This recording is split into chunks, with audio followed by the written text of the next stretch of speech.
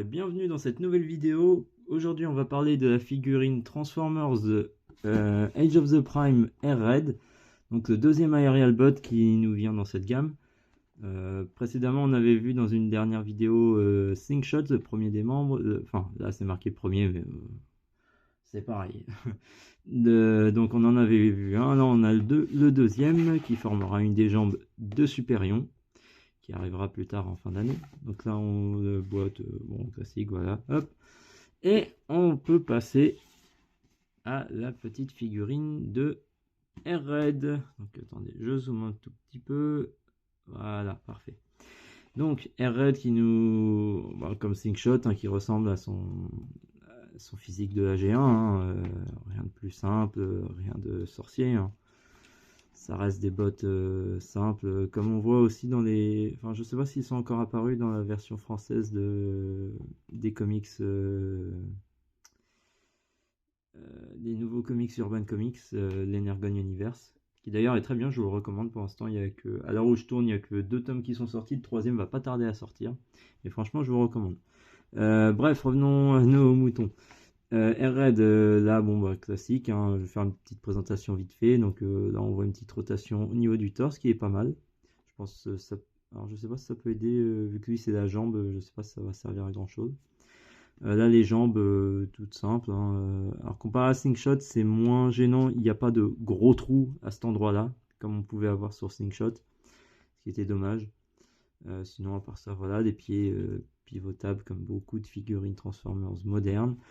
Les bras, ça reste du bras très simple, hein, avec une pliure. Un petit peu dommage que... Attendez. Ah oui, on peut même replier le point. Je savais même pas. Parce que tout à l'heure, j'ai fait ma petite découverte vite fait avant pour pas hésiter sur la transformation. Puis j'ai replié les points comme ça me paraissait normal. Et c'est...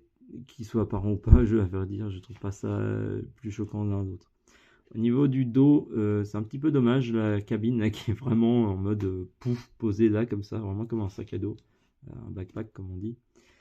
Sinon les petites ailes à l'arrière, ça passe plutôt bien, ça va encore, ça rajoute un peu d'élancement au personnage, si on peut dire. Donc voilà. Il nous vient avec, je les ai pas mis à côté bien sûr, 2 petites armes. Voilà. 2 petites armes. Je les laisse sur le côté, j'ai un peu la fainéantise de lui mettre pour l'instant. Donc voilà, on va pouvoir passer à la transformation. A tout de suite.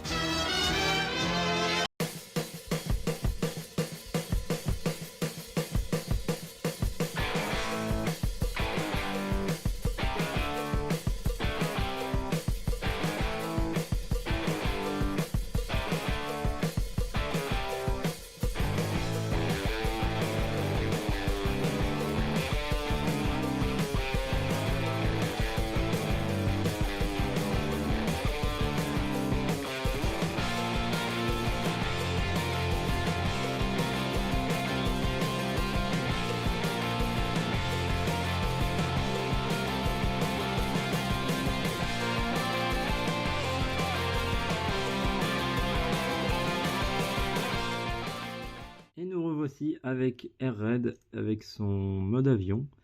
Donc Air-Red qui... Alors, mon avis perso, quand on le regarde du dessus, nickel. Franchement, j'adore. Au niveau couleur, forme, tout ça, j'adore. Quand on le regarde de côté, bon, voilà. C'est vraiment pas terrible. Et de dessous, c'est encore pire, hein. On va être honnête, hein. Littéralement, c'est le robot qui est presque accroupi, quoi, et puis qui tourne sa tête, et voilà. C'est pas extra quand on comparait à Slingshot, qui était vraiment pas mal. Là, pareil, le train avant, perso, je le trouve trop centré par rapport à l'avion. Normalement, c'est plus à ce niveau-là, hein, que ça devrait être. Et la preuve qui sert à rien, hein, bah, alors, là, il tient pas beaucoup, mais j'ai vu des gens, ouais, vous voyez là, je fais rien de plus et il tient littéralement. Donc c'est un petit peu dommage, hein, honnêtement. Un léger raté par rapport à Slingshot précédemment. Donc sinon par ça, là on peut voir, il peut relever la cabine. Alors Je suppose que c'est pour son mode en Superion, une fois qu'il sera en jambes. Donc on verra ça plus tard parce que ça ne sert strictement à rien pour sa transformation du mode robot au mode avion. Donc je pense que ça doit être pour ça.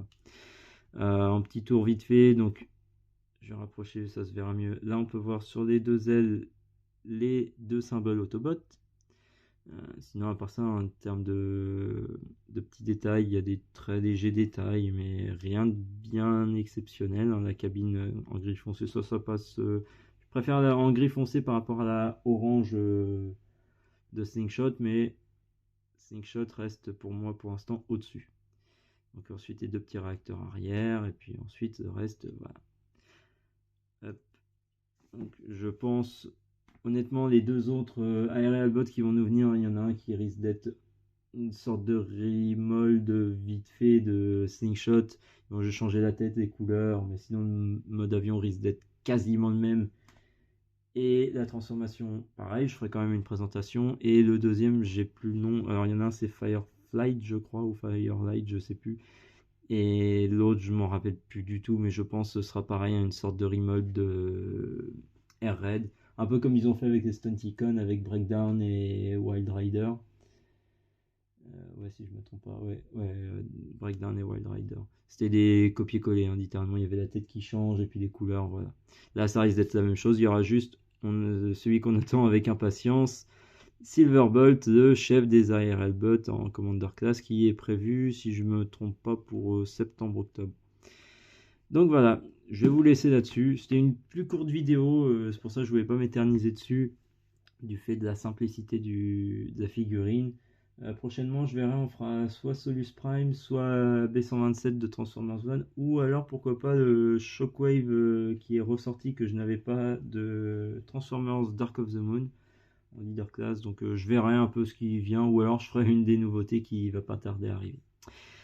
Voilà, c'est tout, je vous laisse. Merci de m'avoir suivi, d'avoir regardé cette vidéo. Pensez à vous abonner, à liker la vidéo, et on se dit à la prochaine. Bye.